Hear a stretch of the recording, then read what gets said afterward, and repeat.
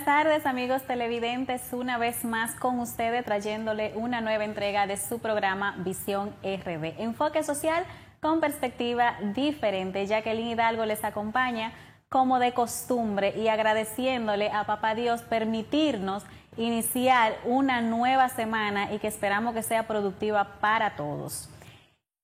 Antes de dar inicio al contenido de hoy, quiero tomarme un minuto para felicitar a una persona muy especial para mí que está de fiesta de cumpleaños el día de hoy, Lady Vaniana Grullón. Si por favor el Control Master puede colocar su foto en pantalla.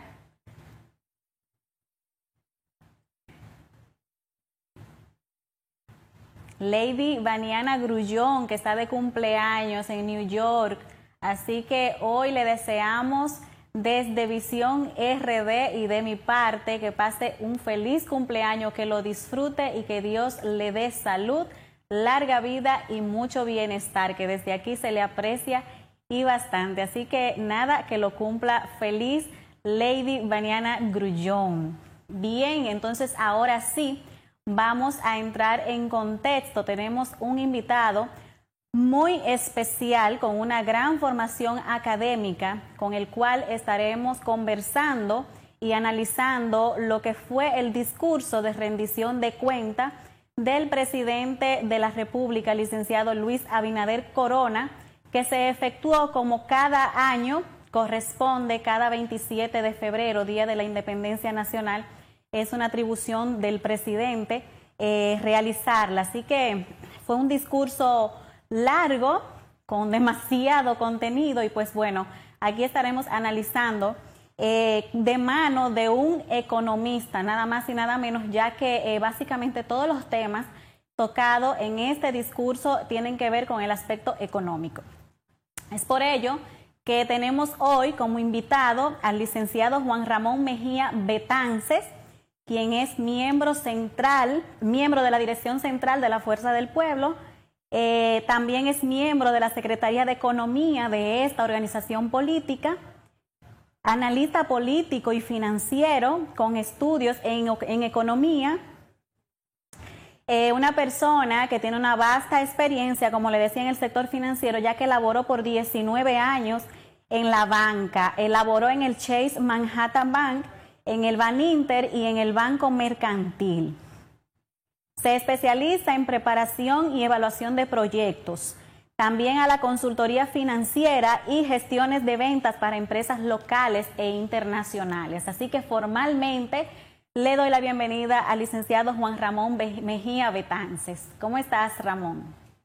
Bien, un placer, encantadísimo de estar aquí en este canal con la provincia, la gente de Moca y de todo el país, porque hasta por Facebook tengo entendido que se pasa en vivo.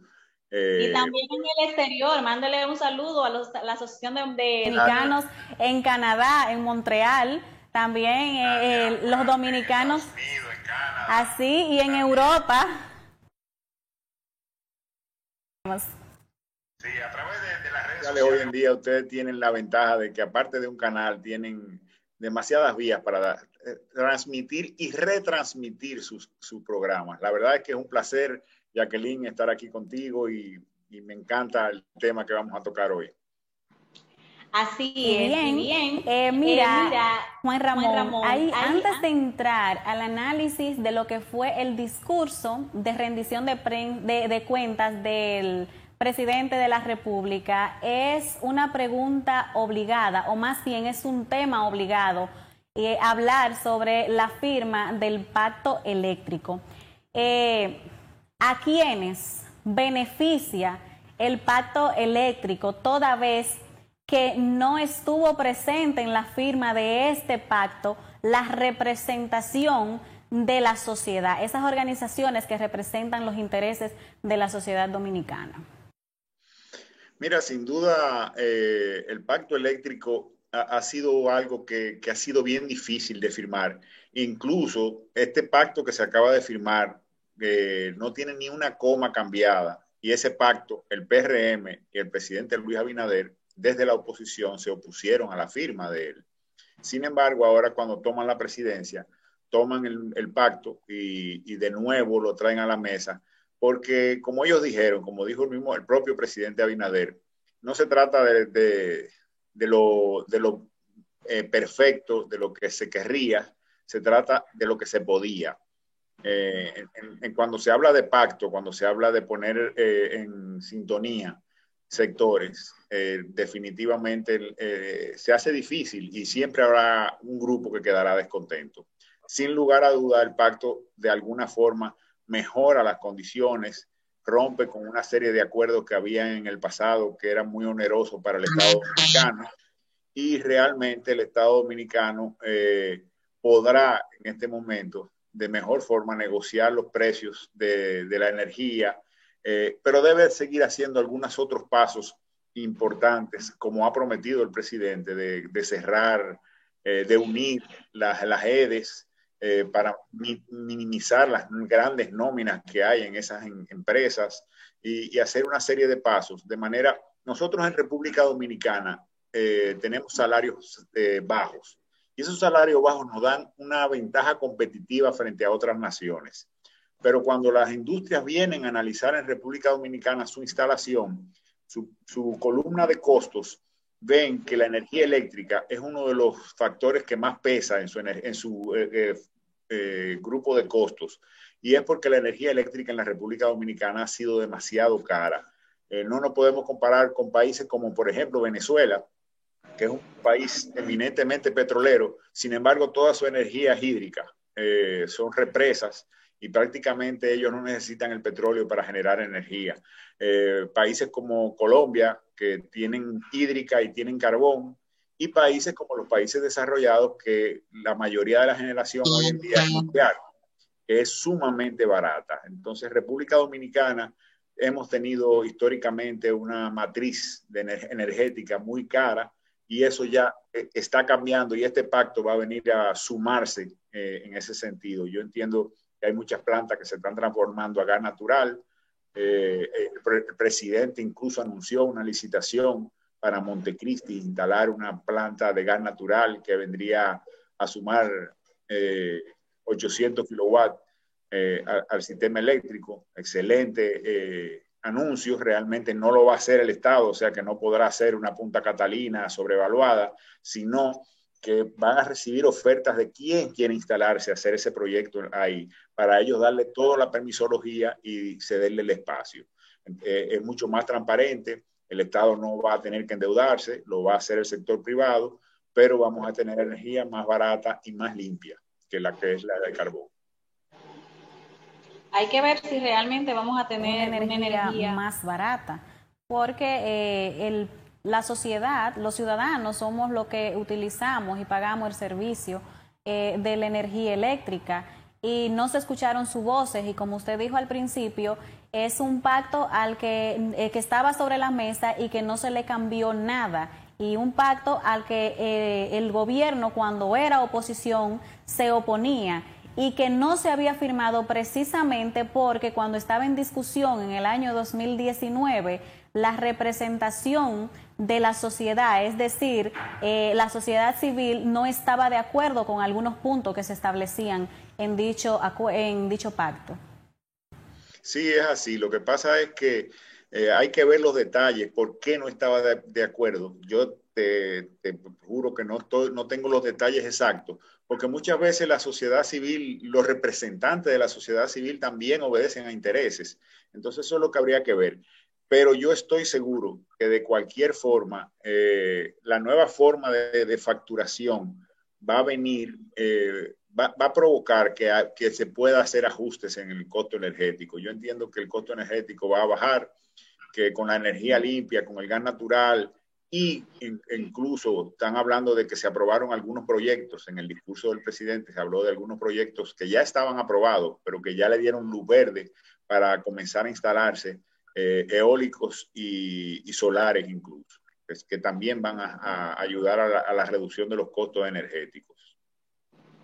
Muy bien, pues ahora sí, ¿verdad? El tema de lo que fue la firma del pacto eléctrico que tanto se había clamado por él, Vamos a pasar entonces a lo que fue el discurso de rendición de cuenta del presidente Abinader el pasado 27 de febrero.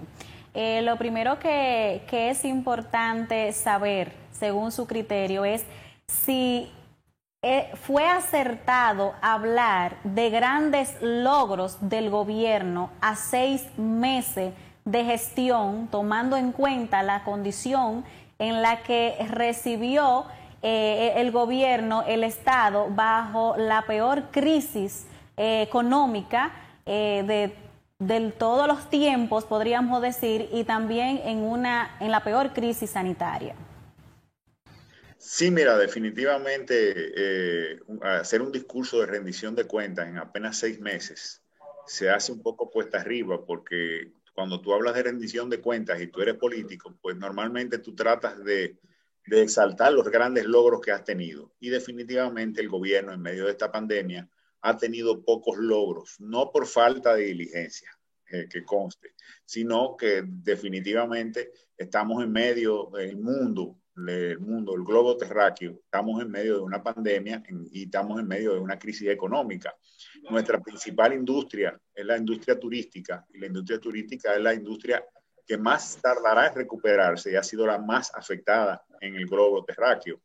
Entonces, obviamente, se le hace difícil, pero venir a hacer un discurso de rendición de cuentas, así se llama, rendición de cuentas, donde se leen las memorias de los diferentes ministerios, a venir a hacer un discurso de rendición de sueños, se me hace cuesta arriba. No sé, parece que alguien que debe decirle a Luis que ya él es presidente, que ya no está en campaña, porque realmente nosotros podemos ver que sí ha tenido logros.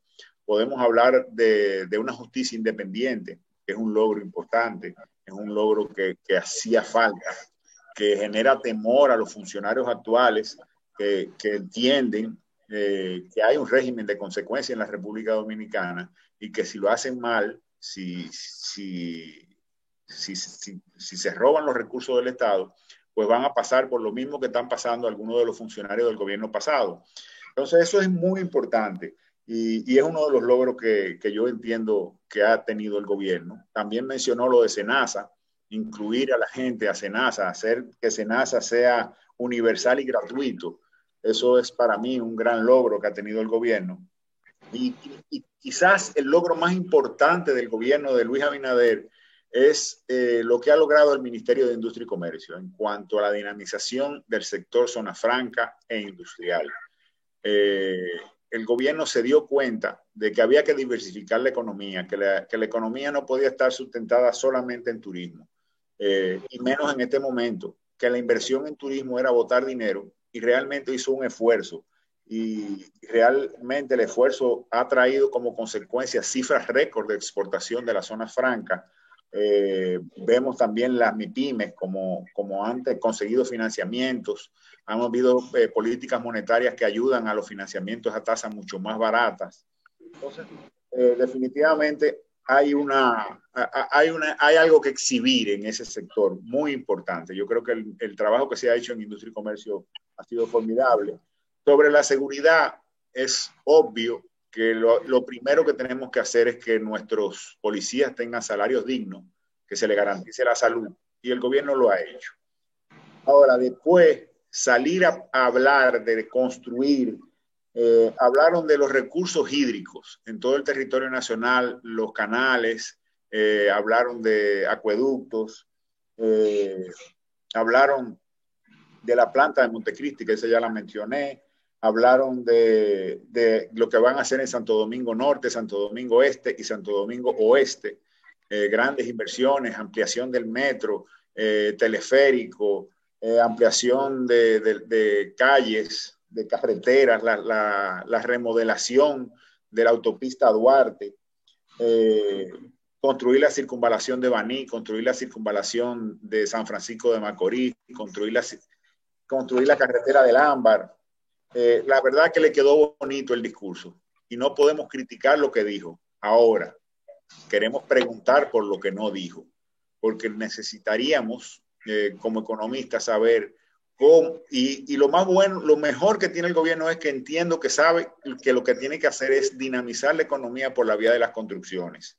Eso es lo que incluso la Fuerza del Pueblo hizo una rueda de prensa y les recomendó.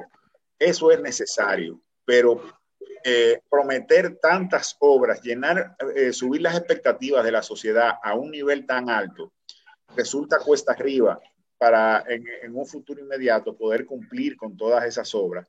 Porque, y para allá vamos, Juan Ramón, pero vamos todavía a continuar con los logros de lo que él habló, y él habló del logro de educación que ha tenido el Ministerio de Educación, y también ha hablado de los logros del sector salud cuando se refirió al tema de la vacunación.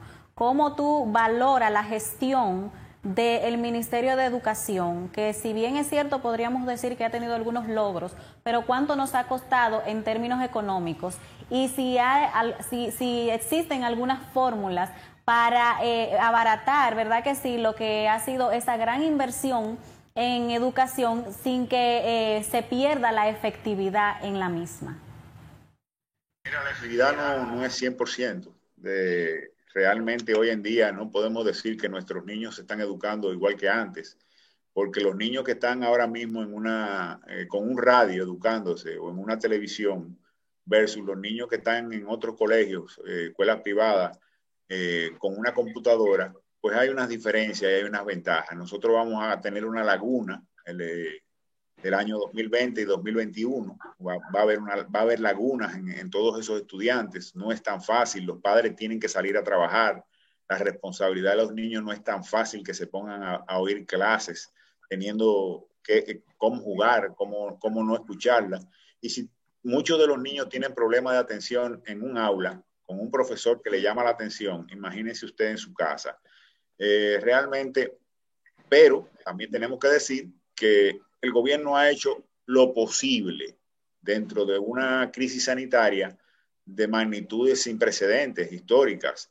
Entonces, el gobierno ha hecho todo lo que ha podido y ahora estamos hablando de comenzar a la escuela presencial nuevamente, que ya yo entiendo que el año está terminando, el año escolar prácticamente. O sea, en lo que nosotros logremos vacunar a los profesores, pudiéramos hablar de que sí, que se le pueda dar un repaso, una reafirmación a todos esos estudiantes que puedan ir presencialmente, porque deben haberse vacunado los familiares de esos niños y también los profesores. Eso es importante, que si un niño vive con una persona de alto riesgo, una persona mayor de 70 años, una persona diabética, porque no asiste al colegio porque tiene el riesgo de contagiarse y llevarlo a la casa a donde hay una persona con alto riesgo. Entonces, en ese sentido, es difícil. El problema de la salud, el gobierno definitivamente, las pruebas PCR han comenzado a aparecer después que el presidente Abinader entró al gobierno, pero también en defensa del gobierno pasado tengo que decir que al principio eso era muela de gallo, porque todos los países lo estaban demandando y las fábricas no estaban produciendo para tal demanda, no estaban preparados para una demanda tan fuerte como la que hubo. Posteriormente, poco a poco, la fábrica, los fabricantes se dedicaron a hacer mucho más pruebas PCR y otras pruebas. Hay una israelí muy buena y esas pruebas pudieron llegar y realmente aquí se han comenzado a hacer pruebas masivamente. Nosotros tenemos la ventaja del clima. Yo siempre he dicho que podemos ver que ha habido un rebrote en todos los países nórdicos, en Europa, en Estados Unidos, y ha sido por el clima. Cuando el clima se enfría, le favorece mucho a estos procesos gripales, y esto es un proceso gripal, básicamente. Entonces, se facilita el contagio. Aquí en República Dominicana, las horas sol y las temperaturas les desfavorecen al COVID, porque mira, yo estaba en el interior ayer, y yo pasé por varios sitios cuando venía el domingo, y vi algunas mascarillas, algunas 3 o 4, de muchos sitios que pasé. No había mascarilla, la gente no está usándola. Aquí nosotros, Dios nos está cuidando definitivamente. Pero el gobierno ha hecho una labor, si se quiere, yo creo que debió socializarse antes el plan de vacunación debió discutirse antes de que llegaran la vacuna, pero aquí están la vacuna y estamos comenzando a vacunar. Se están vacunando los profesores, las personas mayores, el personal médico. Se hicieron diligencia en China. Una cosa que quiero aplaudir al presidente de la República, que para mí estuvo muy bien dicho, fue la llamada de atención que le hizo a los países del primer mundo en cuanto a que permitan que los laboratorios puedan cumplir con compromisos que han hecho con países de tercer mundo como nosotros. Porque en toda Latinoamérica, todas las principales fabricantes de vacunas están quedando mal por presiones de los países como Estados Unidos, Europa, todos los países de Europa, que han presionado para que sean ellos los primeros en recibirla. Y incluso hay países que han comprado más del triple de toda su población, en perjuicio de países como nosotros, que no hemos podido adquirir toda la vacuna que necesitamos.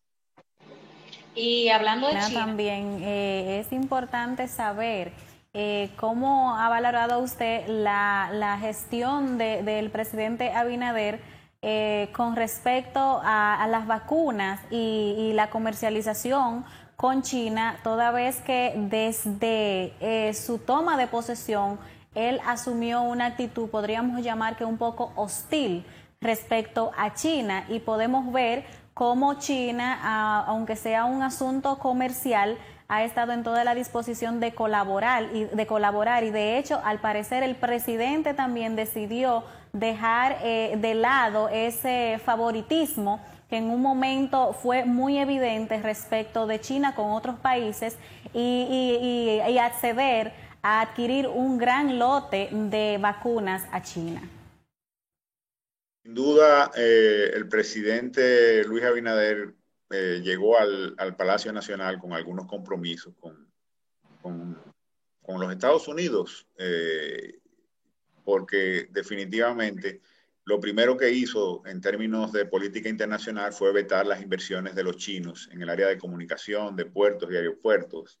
Y realmente, si bien es cierto que nosotros como nación tenemos todo el derecho de vetar cualquier inversión de cualquier país del mundo, pues China acababa de abrir relaciones comerciales con nosotros. Nuestro principal socio es y será los Estados Unidos, pero fíjate cómo en un momento en el que países como Estados Unidos están acaparando lo que necesitamos, aparece China y nos favorece vendiéndonos y donándonos un grupo de vacunas.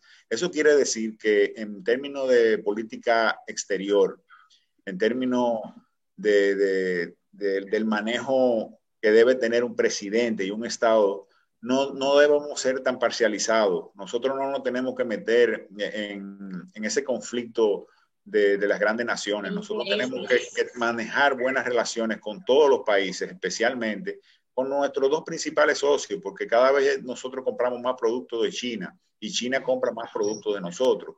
China es una gran potencia internacional. Ahora, China no hace nada sin intereses. China también, todos los negocios y lo que ha hecho en Sudamérica, principalmente con países como Argentina y como Brasil, que ha acrecentado significativamente su comercio, ha sido para comprar lo que ellos producen en minería y producen de commodity, porque ellos lo necesitan. Pero las relaciones comerciales son importantísimas. Nosotros tenemos que, al revés, tratar de atraer inversión china para que produzcan y puedan vender al lado oeste de Estados Unidos desde la República Dominicana y no desde China. Nosotros tenemos una ventaja geográfica que tenemos que explotar con todos los países del mundo y tenemos que tener buenas relaciones diplomáticas con todos. Mira, tú acabas de tocar un punto muy, muy importante que yo pienso que deberíamos ampliarlo luego, más adelante en este programa. En el tema del comercio, hablabas de que nuestro principal socio comercial es Estados Unidos, pero sería bueno resaltar en qué aspecto. Por ejemplo, a nivel estatal diríamos que sí, pero a nivel del sector empresarial privado, eso estaría, yo diría que en discusión, tomando en cuenta de que las empresas dominicanas en su gran mayoría están comercializando, haciendo grandes negocios con China. Sí, sí y no. ¿Por qué te digo sí y no? Porque básicamente los negocios que estamos teniendo con China son negocios de importación, de nosotros comprarle a los chinos. Y eso le pasa hasta Estados Unidos. Estados Unidos está comprando mucho producto chino y por eso Estados Unidos ha tratado de bloquear un poco para defender su empresariado. Pero nosotros los dominicanos, nuestras exportaciones son principalmente a Estados Unidos. El turismo de República Dominicana es principalmente de Estados Unidos y esos son empresarios, o sea, los agricultores que exportan a Estados Unidos, las zonas francas que exportan a Estados Unidos, eh, son empresarios. Los hoteles que venden paquetes turísticos en Estados Unidos son empresarios dominicanos y tienen muchos intereses en Estados Unidos. Sin duda, nosotros seguimos siendo, Estados Unidos sigue siendo nuestro principal socio comercial con un intercambio comercial porque también le compramos mucho de lo que ellos fabrican con un gran intercambio comercial entre los dos países. Sin duda todavía China, es que también hay que tomar en consideración las distancias. Nosotros tenemos a Estados Unidos ahí mismo, nosotros no tenemos un vuelo directo de China, no tenemos turistas chinos llegando a la República Dominicana todavía, y esa es nuestra principal industria. Pero sí, China es un país que viene creciendo, que viene consolidándose fuertemente en el mercado y que a pesar de que tenga un régimen diferente al democrático que tenemos nosotros, sin duda es un país que hay que tenerlo en consideración y hay que hacer negocios con ellos si nosotros queremos seguir creciendo como nación. Eso es así. Bien, Juan Ramón, vamos a hacer entonces nuestra primera pausa comercial y le pedimos a los televidentes que no se vayan, que en breve regresamos con una parte muy interesante y vamos a hablar sobre la situación económica actual del país para poner en contexto a la gente sobre de dónde va a salir el dinero para desarrollar los proyectos a los que se refirió el presidente en su rendición de cuentas. Así que no se muevan.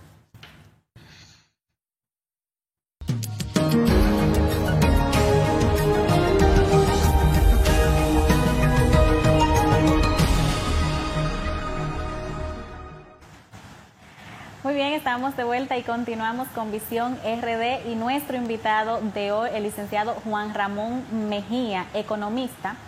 Y bien, Ramón, cuando nos fuimos a comerciales dejamos pendiente hacer una breve evaluación de la situación económica actual del país para entrar en contexto para luego entonces hablar sobre los proyectos de lo que a los que se refirió el presidente en su rendición de cuentas que se van a desarrollar en el país. Mira, estamos todavía nosotros navegando por un momento en el que todavía no estamos en una crisis. Obviamente el gobierno tomó una serie de préstamos el año pasado e hizo unas emisiones de bonos por 3.800 millones y este año ya a principio de año hizo por 1.000 y pico de millones de dólares bonos también. Eso ha llevado a que el Banco Central llegue a tener cifras récord en reservas. Pero imagínate tú, como persona física, al ciudadano, la familia, que usted tome un préstamo de N número de millones de pesos para depositarlo en su cuenta en el banco, en cualquier banco. ¿Qué sentido tiene eso? De cara a que usted va a comenzar a pagar intereses si no está generando ningún beneficio.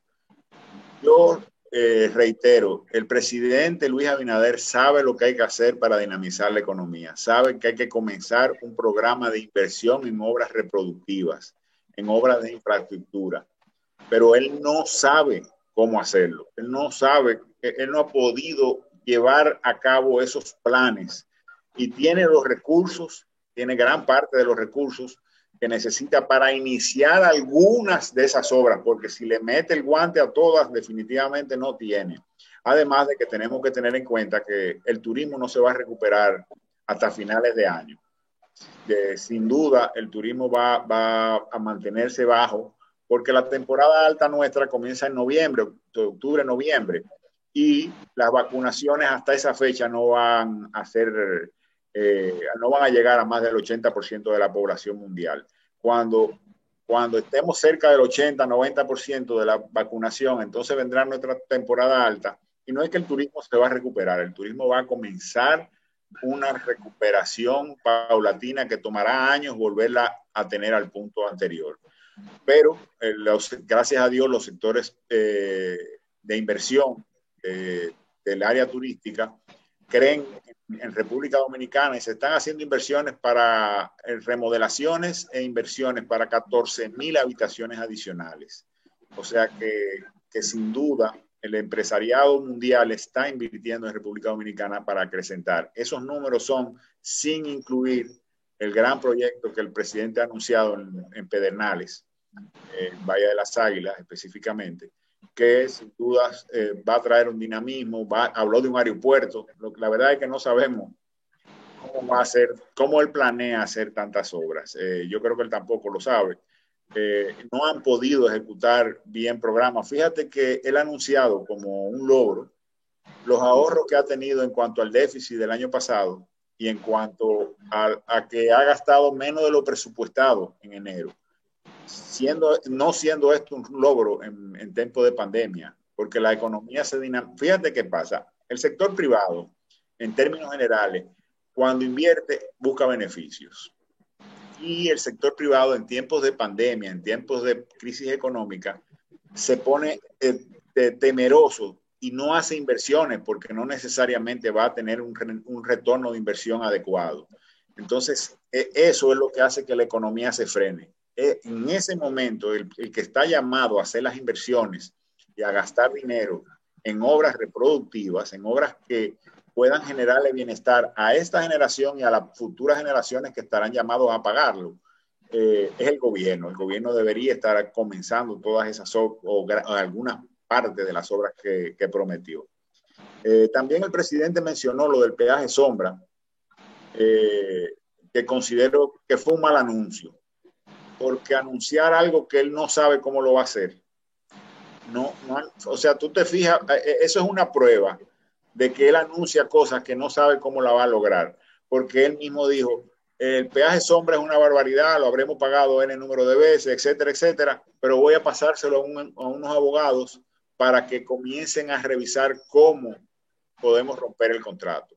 Eso no es tan sencillo, esos contratos son muy blindados y probablemente tengan unas multas en el caso de que tú quieras romperlo. Entonces, eso yo creo que él debió postergar ese anuncio hasta saber cómo lo va a hacer. Igual que los anuncios de todas las obras que está proponiendo. Pero en este sentido, yo lo que entiendo fue que él mostró el interés de tratar de buscarle una salida al problema que genera económicamente el peaje sombra, porque él fue muy claro cuando dijo buscaremos y estudiaremos cuáles son las vías legales que tenemos como opción para poder tratar de cancelar o modificar ese contrato.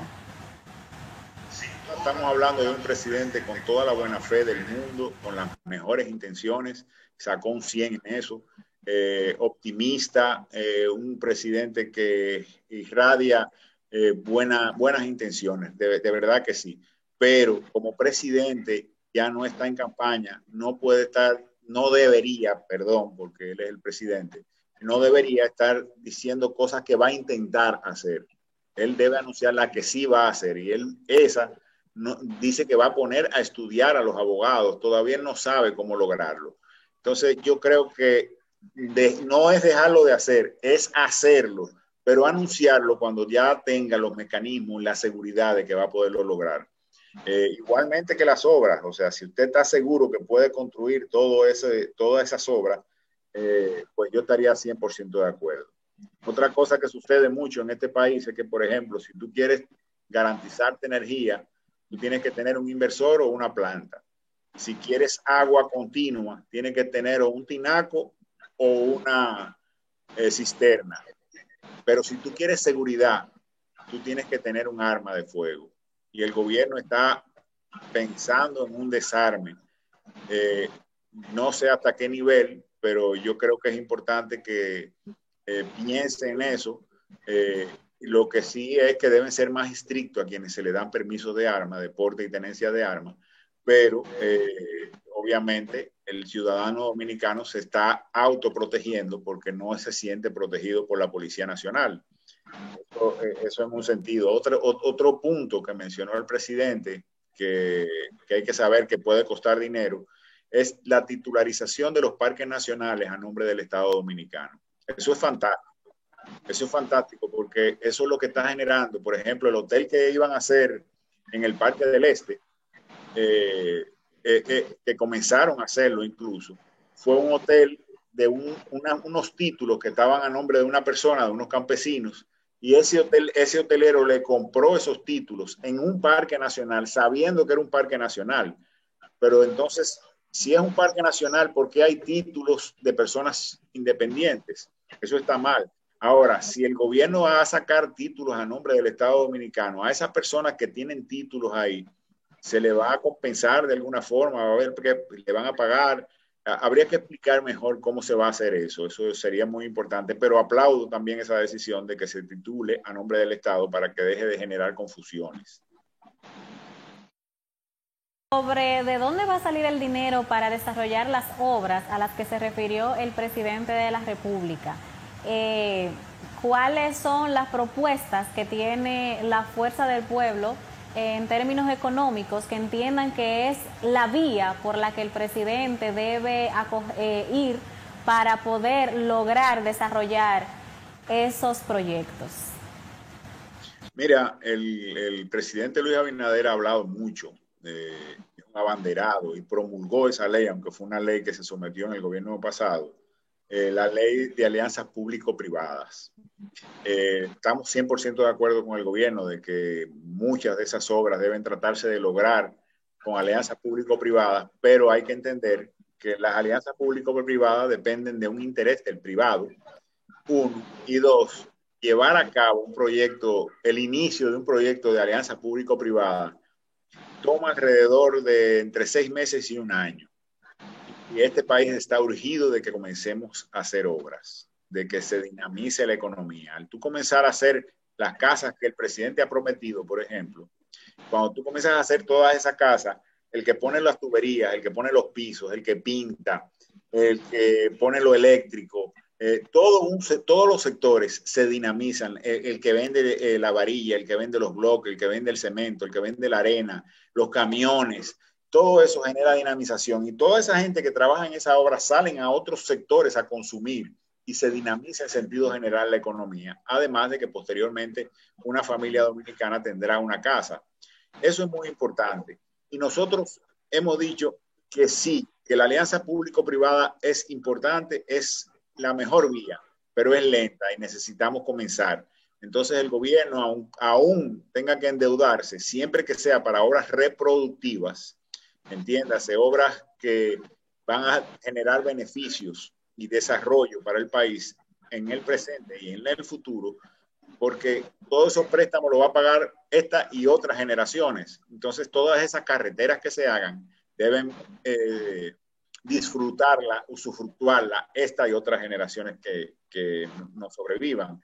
Entonces, eso es muy importante, pero hay que comenzar. Y una vez se comience, aún comenzada la obra, entonces se puede engrampar una alianza público-privada para que el sector privado termine la obra.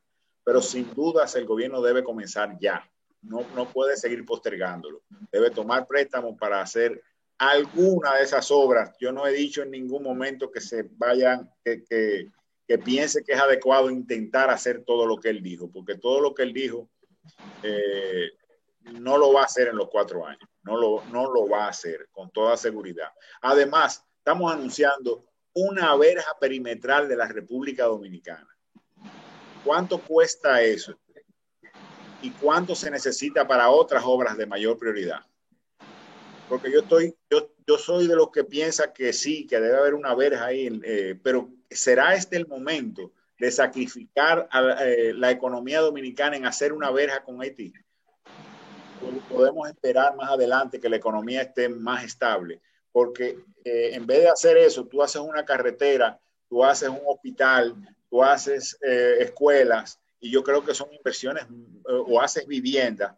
Yo creo que el dominicano le va a agradecer más al presidente que le haga una casita a varias gente, a varios millones de dominicanos, a varios miles de dominicanos, que hacer una verja con Haití. Eso es sumamente caro, y habló de una verja con tecnificado a la última, a lo último que hay en tecnología en este momento, con drones, con alarmas de movimiento, etcétera, etcétera. Y definitivamente eso es caro, muy caro.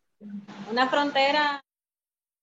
Y una frontera física basada en una doble verja perimetral en los puntos más porosos de la frontera, fue lo que se refirió. Sin embargo, tú hablabas de priorizar, ¿verdad?, algunos proyectos, y yo podría decir que este también es un proyecto que se debe priorizar, tomando en cuenta todo lo que implica la vulnerabilidad y la porosidad de la frontera para nosotros como país. Tomando en cuenta el tráfico de armas, el tráfico de drogas, el tráfico ilícito de inmigrantes, todo eso nos afecta y afecta a la seguridad ciudadana del Estado Dominicano también, que es uno de los temas, yo diría que más primordiales en este momento, tratar el tema de la seguridad ciudadana en el país. Yo estoy 100% de acuerdo contigo de que es una obra primordial para nuestro país, que es indispensable que se acabe. Pero yo te voy a decir una cosa, con seguridad humana que hay ahora mismo, la gente que está cruzando a dar a luz a la República Dominicana, la gente que está cruzando a trabajar, está pagando un fee, lo va a pagar cuando haya verja, y se lo van a cobrar y ya lo van a hacer más por un solo sitio. Entonces, es importante que analicemos bien. A mí me gusta lo de subir los salarios a los policías, de exigirles más, de mejorar las condiciones de vida de nuestros militares, de manera que se sientan más comprometidos con lo que hacen. Eso por un lado. Y obviamente la verja también estoy de acuerdo, pero no creo que en un momento de pandemia y de crisis económica una obra de esa magnitud debe ser nuestra prioridad. Sí es importante, pero no nuestra prioridad en este momento. Pienso yo. El tiempo Agotando, Juan Ramón, y hay dos preguntas que no puedo dejar pasar por alto. La primera es, ya que se ha hecho tanta referencia a la alianza público-privada para poder desarrollar esos proyectos como una primera opción, y tú acabaste de decir que eso tomaría tiempo y que no tenemos ese tiempo para esperar a que se desarrollen algunos proyectos que dinamizarían la economía en cierto sentido. Pero hablando de la experiencia o malas experiencias que hemos tenido con alianzas público-privada, y podríamos tomar como ejemplo precisamente el peaje sombra. Yo quisiera que tú me digas cuáles son los beneficios y los perjuicios que representaría para el Estado Dominicano que se desarrollen tantos proyectos a través de alianza público-privada. Mira, definitivamente comprar, si tú tienes dinero, como país, si tú compras con corrupción, compras al doble, compras jeringuillas a 20 pesos. Si tú haces alianza público-privada con corrupción, haces un peaje sombra que pagas 6 veces la carretera. La corrupción es lo que hay que quitar. Si se hace una licitación transparente para una compra o para una alianza público-privada, se hace una licitación transparente y licitan varias empresas, tú puedes estar con la plena tranquilidad de que se van a lograr que el capital privado invierta para ganar algo, no es para no ganar. Lo que no puede es ganar lo que hace el peaje sombra. Y tú puedes estar seguro que ahí no solo está ganando el sector privado, ahí está ganando algunos políticos que fueron los que promovieron ese contrato, porque así son las cosas en nuestros países, en toda Latinoamérica. Dice Estados Unidos que el problema de la migración es la corrupción latinoamericana, que no permite que esos países salgan de la pobreza. Entonces, definitivamente, las alianzas público-privadas son tan buenas como poca corrupción que haya. Si son compras, mira Punta Catalina. Yo no puedo afirmar nada, pero se habla de que ha costado más del triple de lo que debió costar, más del triple de lo que ofertó una empresa china. Entonces eso quiere decir que definitivamente en una compra puede haber corrupción, y en una alianza público-privada como la del peaje sombra, según el presidente de la República, es un acto de corrupción lo que hay ahí, que yo entiendo que hasta también debería no solo romperse el contrato, sino hasta investigarse por qué, cómo se justificó un contrato de esa categoría. Pero las alianzas público-privadas se están haciendo en el mundo entero. Es una cosa que está en boga.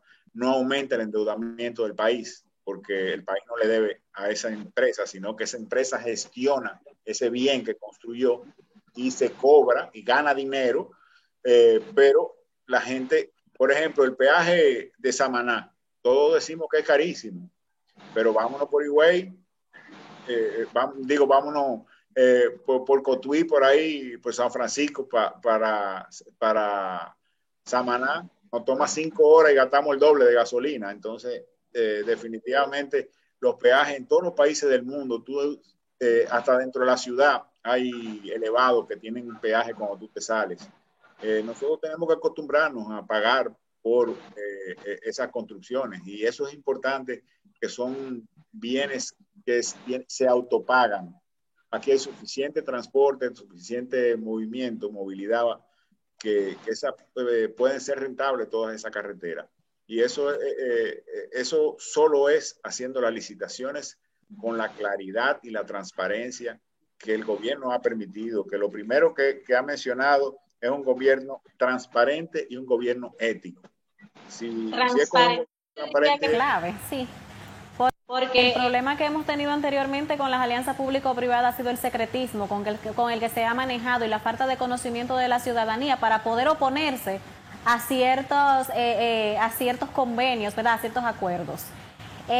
Otra pregunta, porque ya sí estamos en la recta final, y es sobre el costo de los combustibles. El presidente se refirió respecto a este tema y hablaba de una revisión de la ley de hidrocarburos. La pregunta es, ¿la solución al tema de los combustibles está en una revisión a la ley de hidrocarburos o está en buscarle una solución con el sector empresarial? Bueno, el cambio de la ley de hidrocarburos llevaría a acuerdos con el sector empresarial. Definitivamente es una combinación de ambas, pero tenemos que decir que los precios internacionales no lo dominamos nosotros, no lo dominamos. Nosotros somos un país dependiente del petróleo, y somos un país que somos importadores de petróleo, y no podemos no tenemos cómo cambiar los precios internacionales. Y los precios internacionales, fíjate qué pasó, en la pandemia comenzó la producción de petróleo se excedió, porque como todo el mundo estaba en cuarentena, todos los vuelos aéreos principalmente, que son los mayores consumidores de combustible, se redujeron significativamente, los barcos, los cruceros, todo, y los carros y en las casas, el transporte público, todo eso se redujo significativamente. El turismo que alquilaba carros no estaba alquilando carros, y eso redujo la demanda de petróleo significativamente. El petróleo llegó a un punto prácticamente de que ya no estaban produciéndolo y no tenían dónde guardarlo, y por eso bajó tanto el petróleo. Pero ¿qué hicieron los países de la OPEC, los países que productores de petróleo? Redujeron su cantidad de producción de combustibles significativamente. Hoy la economía comienza a recuperarse, sin embargo la OPEC ha mantenido los niveles de producción, y eso genera que haya una demanda por encima de la oferta. Eso es ley de oferta y demanda, que genera el aumento del precio que hemos visto. Además de que el que marca el precio en el mundo es el dólar. Y el dólar de Estados Unidos se está depreciando en relación a los commodities y en relación a otras monedas internacionales, producto de un aumento de la masa monetaria que hizo Estados Unidos para solventar la crisis económica que nos trajo el COVID. Realmente ellos, lo que decíamos antes, una emisión de inorgánico, algo así hizo Estados Unidos. No es inorgánico, pero aumentó la masa monetaria sin tomar prestado. Sencillamente prendió la maquinita y comenzó a tener. Hoy en día en Estados Unidos, respaldo en oro. Sí, hoy en día Estados Unidos no tiene, los bancos de Estados Unidos no quieren más depósitos. Le están pidiendo a los depositantes que hagan otras inversiones, porque con las normas prudenciales, en la medida que tú aumentas mucho de depósito, tienes que aumentarle el capital del banco. Y ya los dueños no tienen para seguir aumentando el capital y no quieren recibir más depósitos del público, depósitos así grandes, de los grandes ahorrantes. Entonces, por eso tú ves que el gobierno se le ha facilitado las emisiones de bonos soberanos a tasas muy favorables y debe seguir haciendo la renegociación de los bonos que vayan venciendo, renegociarlo, hacer emisiones nuevas para bajar las tasas de interés, que ha sido muy efectivo el gobierno en eso, el presidente no lo mencionó, pero han bajado las tasas de interés y han ampliado los vencimientos de esos bonos soberanos muy efectivamente, gracias a esa sobreliquidez que hay en Estados Unidos. Y la confianza que ha generado el gobierno, porque hay que decirlo, el gobierno se está manejando con transparencia y con ética y se supone que llegamos al fin de la impunidad. Dios quiera que sea así. Esperemos que sea así. Mire, y respecto a la negociación de la deuda, había un artículo que señalaba precisamente que este es un buen momento para que muchos gobiernos renegocien sus deudas por la baja tasa de interés que se está efectuando en este momento. Eso es lo que nosotros tenemos, mucha emisión de bonos, y todos esos bonos que vayan venciendo nosotros tenemos que hacer nuevas emisiones para conseguir más plazos y menores tasas. Y obviamente la deuda con organismos multilaterales, es indispensable que el gobierno haga una batida a tratar de renegociar esa deuda, extendiendo los plazos y reduciendo la tasa de interés para que el impacto del aumento de la deuda necesario que estamos teniendo sea menor en nuestra cuenta. Bueno, pues nos acabó tiempo. Agradecemos al licenciado Juan Ramón Mejía Betances, economista y además miembro de la Dirección Central de la Fuerza del Pueblo y de la Secretaría de Economía de esta misma organización, por haber estado con nosotros y habernos dado luces respecto a todos esos proyectos y esas promesas que muchos dicen que parecieran promesas de campaña que anunció el presidente de la República en su rendición de cuentas. Así que gracias también a ustedes, pasen buenas noches y será hasta mañana una próxima entrega de Visión RD. Jacqueline Hidalgo estuvo con ustedes. Juan Ramón, muchas gracias.